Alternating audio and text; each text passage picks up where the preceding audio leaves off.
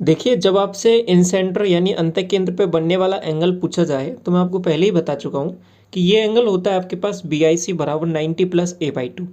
ए कौन सा एंगल है आपका? ये वाला एंगल। ये आपको दिया हुआ रहता है या फिर आपको एंगल बी और सी की वैल्यू गिवन होती है। उसके बाद में आप ए की वैल्यू इजीली निकाल लोगे। कैसे निकाल लोगे? 180 डिग्री हम जानते हैं किसी ट्राइंगल के एंगल का टोटल होता है। ये एंगल पता है, ये पता है, आप ए एंगल निकाल लोगे। उसके बाद में आपसे BIC पूछे यानी इंसेंटर पे बनने वाला एंगल पूछे तो आप इस फॉर्मूले में रखोगे 90 + a/2, तो आपका ये वाला एंगल निकल के आ जाएगा। बात क्लियर? देखिए, इसके साथ साथ दो और इम्पोर्टेंट रिजल्ट है जो आपको ध्यान रखने हैं। इस बार मैंने जो एंगल बाइसेक्टर लिए हैं वो बाहर वाले लिए हैं और ये ई पॉइंट पे मीट कर रहे हैं, तो एंगल ई आपसे पूछा जाए तो क्या हो जाएगा? QER बराबर 90 - p/2। फर्क क्या है? यहाँ पे प्लस था, यहाँ पे माइनस आ गया है। तीसरा केस और है जिसमें एक तो आपने अंदर वाला एंगल बाइसेक्टर ले लिया और एक आपने बाहर वाला ले लिया। यदि ये जेड पॉइंट पे मीट कर रहे हैं तो जेड वाला जो एंगल आपसे पूछे तो क्या हो जाएगा? NZO बराबर m/2। मतलब ये जो एंगल दे रखा है, यदि 50 डिग्री दे रखा है तो ये जस्ट हाफ हो जाएगा, 25 डिग्री हो जाएगा। तीनों रिजल्ट याद हो गए आपका। सबसे इंपॉर्टेंट कौन सा है आपका? इंसेंटर वाला 90 + a/2 एंगल आपका हो जाएगा यहाँ पे। इतनी बात समझ में आ गई आपको? आगे बढ़े इसके बाद में। देखिए, इसके साथ साथ कुछ और इम्पोर्टेंट चीज़ें जो आपको समझनी है। देखिए, मैंने आपको कल ही बताया था कि जब आपको sec theta plus tan theta की वैल्यू दी हुई हो, ठीक है, sec theta plus tan theta की वैल्यू गिवन हो, जैसे कोई भी वैल्यू दे रखी है आपको, k दे रखी है या z दे रखी है, जो भी आपको k दिया हुआ है और आपसे पूछे किसकी वैल्यू, साइन थीटा की वैल्यू पूछ ले, किसी भी ट्रिग्नोमेट्रिक फंक्शन की वैल्यू पूछ ले, कॉस थीटा की वैल्यू पूछ ले, कैसे निकालेंगे? मैंने बताया था कि sec theta plus tan theta बराबर k है, तो sec theta minus tan theta आप इजीली निकाल सकते हो। कैसे? ये क्या होता है? इसका रेसिप्रोकल होता है। कल वाली क्लास याद करो, उससे पहले भी रिजल्ट हम डिस्कस कर चुके हैं। 1/k हो जाएगा, दोनों को ऐड करेंगे तो ये क्या हो जाएगा? 2 sec थीटा, 2 sec थीटा क्या हो जाएगा? k + 1/k। इतनी बात क्लियर है? k + 1/k हो जाएगा। और यहाँ से ओवरऑल आपके पास sec थीटा यानी cos थीटा की वैल्यू अगर मैं लिखना चाहूँ यहाँ पे तो क्या हो जाएगी? गौर से देखो इसको, 2k/1 + k², ये वाली वैल्यू हो जाएगी।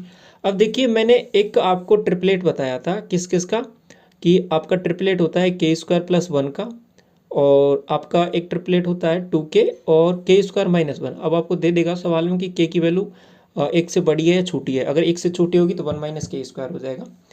तो ये ट्रिपलेट होता है। अब जैसे आपके पास ये ट्रायंगल बन गया तो आपसे कुछ भी पूछ ले, साइन थीटा पूछ ले, कॉस थीटा पूछ ले, आप सब बता दोगे। आपसे यहाँ पे जैसे कि पूछे साइन थीटा की वैल्यू तो क्या होगी? k² - 1/k² + 1। बात क्लियर हुई? समझ में आ गया? इजीली निकाल लोगे। इसके साथ साथ देखिए आपको जैसे किसी भी ट्रिग्नोमेट्रिक फंक्शन की वैल्यू दे दे, कॉट थीटा की वैल्यू दे दे, ठीक है, कॉट थीटा की वैल्यू आपको जैसे 4/3 दे दी, आपसे किसी और ट्रिग्नोमेट्रिक फंक्शन की वैल्यू पूछ ले साइन थीटा की, तो ये तो बहुत आसान सवाल हो जाएगा ना। साइन थीटा की वैल्यू पूछे, कॉस थीटा की वैल्यू पूछे, आप क्या करोगे? सिंपल सा एक ट्रायंगल ड्रॉ करोगे। इसमें आप लिखोगे कॉट थीटा किस किस का रेशियो होता है, आप कहोगे कि ये बेस का और परपेंडिकुलर का होता है, 3 4 5 का ट्रिपलेट होता है। ये ट्रायंगल जैसे ही बना, आपसे कुछ भी पूछे आप सब बता दोगे। ऐसे इजीली ये कर लोगे आप। इसके बाद में देखिए, आपको एक ट्रायंगल दे रखा है और इस ट्रायंगल में यहाँ पर आपसे बोल दिया कि ये इसके पैरेलल है, जैसे कि ABC ट्रायंगल हो जाए और ये आपने MN बोल दिया, ठीक है, MN है वो BC के पैरेलल है। MN जैसे ही BC के पैरेलल होगा तो आपके पास ये जो छोटा ट्रायंगल है AMN और एक बड़ा ट्रायंगल है, ये छोटा ट्रायंगल और एक ये बड़ा ट्रायंगल, ये दोनों अपने आप में सिमिलर हो जाएंगे। सिमिलर होते ही आपके पास सिमिलर की प्रॉपर्टीज़ कुछ हैं, क्या क्या हैं? साइडों का रेशो बराबर रहता है। यदि ये साइड का रेशो 2:3 का है तो ये बाकी जो साइड हैं ये भी 2:3 में ही होंगे, ठीक है। अगर आपसे ए बी की वैल्यू दे दें, ठीक है, ए बी की वैल्यू आपको 27 दे दे और मैं ए एम की वैल्यू पूछूं तो आप बता दोगे? बिल्कुल बता देंगे।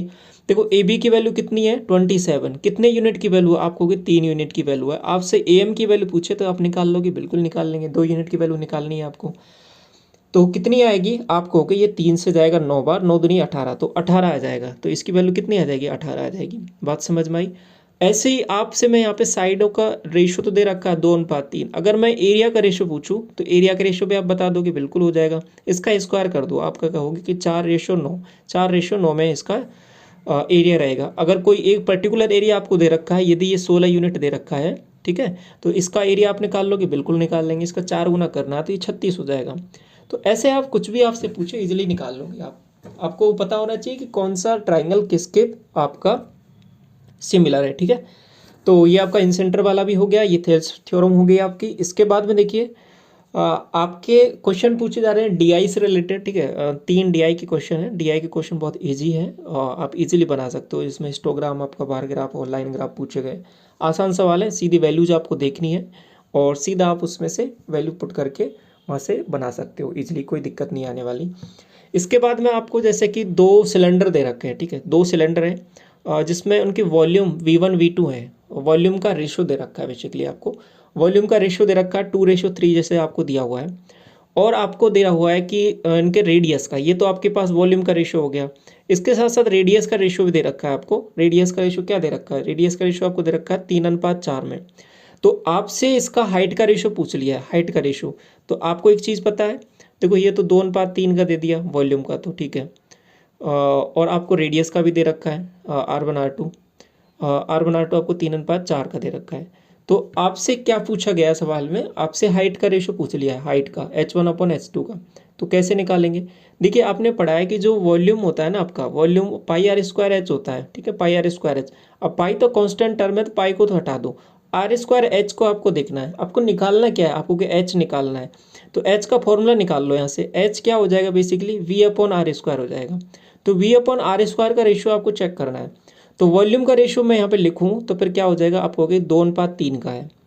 और बटे में क्या आएगा? आप कहोगे R आएगा। R कितना है? 3 का 9 हो जाएगा।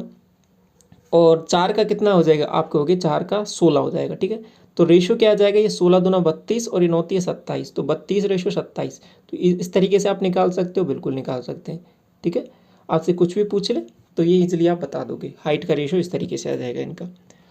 इसके बाद में आपसे सवाल पूछा जाए कि जैसे आपको दे दे सवाल में कि x-y और मल्टीप्लाई में कर रखा है आपको x+y। देखिए आप, जब मैंने आपको सॉल्यूशन कराए थे CGL 2022 Tier 1 एग्जामिनेशन के, दिसंबर में जो आपका एग्जाम हुआ था पूरे 40 शिफ्ट के, तो उसमें ऐसे सवाल पूछे गए थे। उसमें 2 तरीके से सवाल पूछा गया था।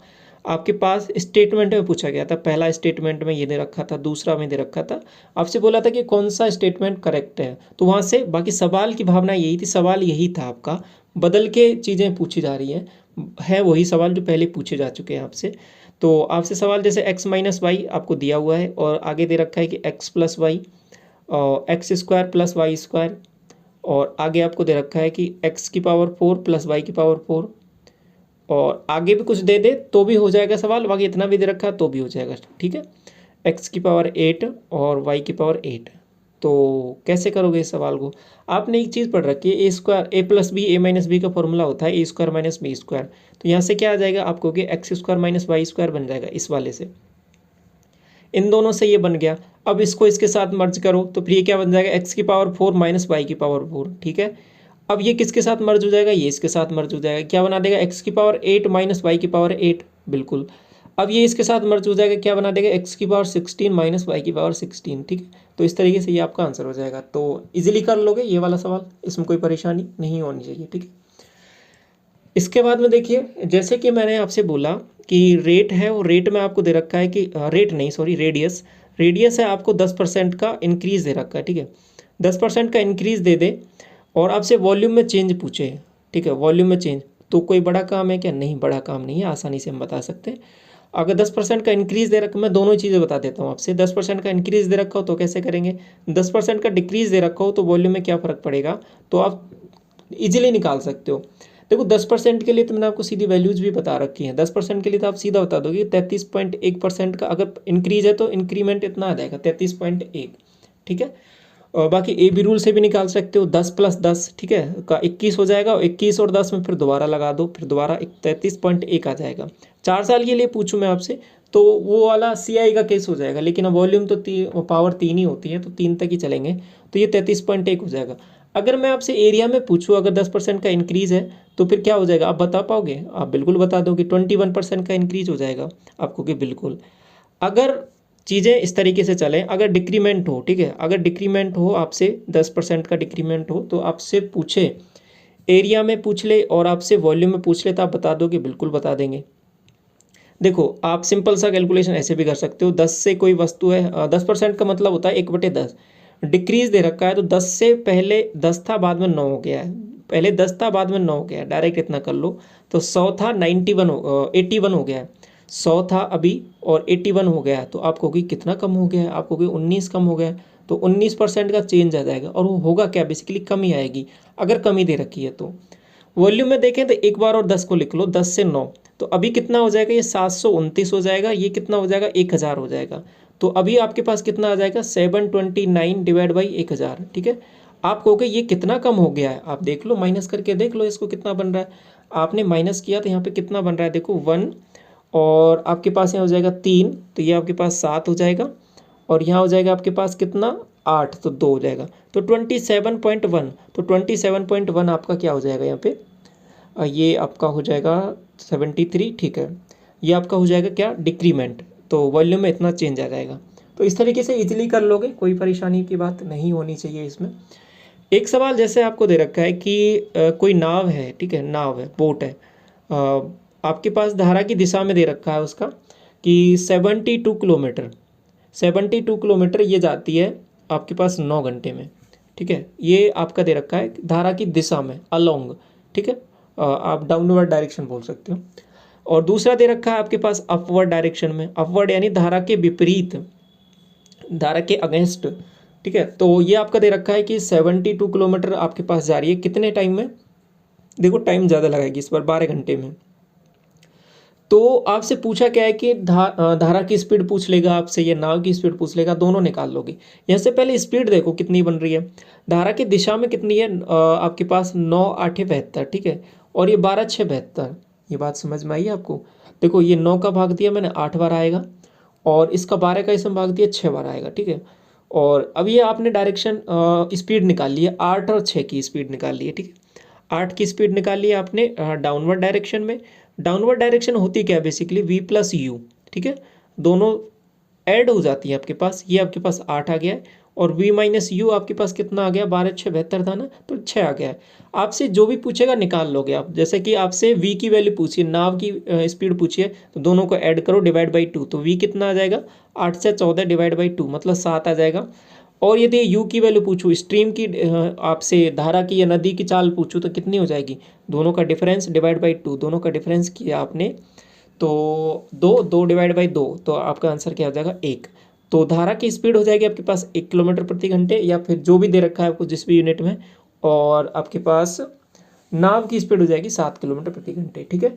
तो इजीली हो जाएगा ये सवाल, कोई दिक्कत नहीं है, कोई परेशानी, कोई तकलीफ नहीं होनी चाहिए इसमें। इसके बाद में देखिए, जैसे कि आपको इनकम का, और आपके पास एक्सपेंडिचर और सेविंग, ठीक है। इससे रिलेटेड मैंने सवाल बहुत पहले करा दिए, तो ये आसान सवाल है, इजीली आप कर लोगे, ठीक है। अगर इसमें आपका ये आपके पास इनकम है, एक्सपेंडिचर में कुछ इंक्रीज दे रखा है, सेविंग में कुछ इंक्रीज दे रखा है, तो आपसे इनकम में पूछ ले तो इजीली निकाल लोगे बेसिक अप्रोच करने के बाद में, ठीक है। तो ये आप कर लोगे इजीली। इसके बाद में जैसे आपको दिया हुआ है सवाल में कि ए है वो आपके पास किसी काम को 20 दिन में कंप्लीट कर देता है, ठीक है। और ए और बी की एफिशिएंसी दे रखी है आपको, क्या दे रखी है, ए और बी की एफिशिएंसी। ए और बी की एफिशिएंसी कितनी दे रखी है, 2:3 में दे रखी है, ठीक है। तो आपसे पूछा है कि बी कितने दिन में काम को कंप्लीट करेगा, बी कितने दिन में काम को कंप्लीट करेगा, तो आप ये निकाल लोगे, बिल्कुल निकाल लेंगे। देखिए, तो ए का टोटल काम बताओ कितना हो जाएगा, ए का टोटल काम कितना हो जाएगा, एक्चुअली काम कितना हो जाएगा, देखो 2 की एफिशिएंसी से 20 दिन तक काम करता है, तो 40 काम करता है, बिल्कुल। और ये आपके पास 3 की एफिशिएंसी कितने दिन में कर देगा, 40/3, तो ये आपका आंसर हो जाएगा 13 3 39 39, 13 से ही 1/3 दिन में आपको इसको काम को कंप्लीट कर देगा, ठीक है। तो इस तरीके से आप इसको कर लोगे, आसान सवाल है। इसके बाद में जैसे सवाल आपसे दे दे कि आपको दिया हुआ है कि परसेंटेज डिस्काउंट, ठीक है, परसेंटेज डिस्काउंट की वैल्यू आपको दे रखी है, जैसे 10% की वैल्यू दे रखी है, ठीक है। और आपको प्रॉफिट परसेंटेज दे रखा है, कितना दे रखा है, प्रॉफिट परसेंटेज कितना दे रखा है, 20% दे रखा है। आपसे पूछा गया है कि सीपी को कितना मार्कअप किया गया है, सीपी को कितना मार्कअप किया गया, कि सीपी पर कितना मार्कअप किया गया, ये आपसे पूछा है। तो मतलब सीपी से एमपी का रेशियो आपसे पूछा है। मैंने एक ही फॉर्मूला बताया था आपको कि याद कर लो, कल की क्लास में भी डिस्कस किया था, रिवीजन क्लास में कई दफ़े आपको साथ शेयर कर चुका हूँ, तो आपको याद हो ही गया है वो वाला फॉर्मूला।